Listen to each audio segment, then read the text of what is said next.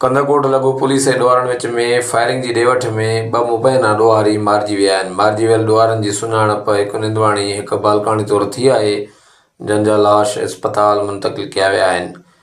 मिलियल ॼाण मूजिबि कंदकोट लगो बी सेक्शन थाणे जे हद उगाई लाड़े वटि ॾोहारनि ऐं पुलिस जे विच में फायरिंग जे नतीजे में ॿ मुबैना ॾोहारी मारिजी विया आहिनि। पुलिस ॿिनि ॾोहारनि जा लाश हथु करे वरिता।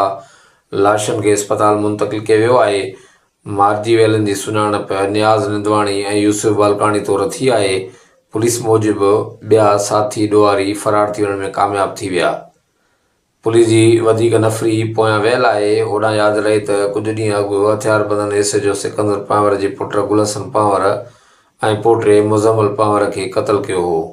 क़ातिलनि जी गिरफ़्तारी लाइ पुलिस ऐं रेंजर्स जो गॾियल ऑपरेशन हलंदड़ आहे।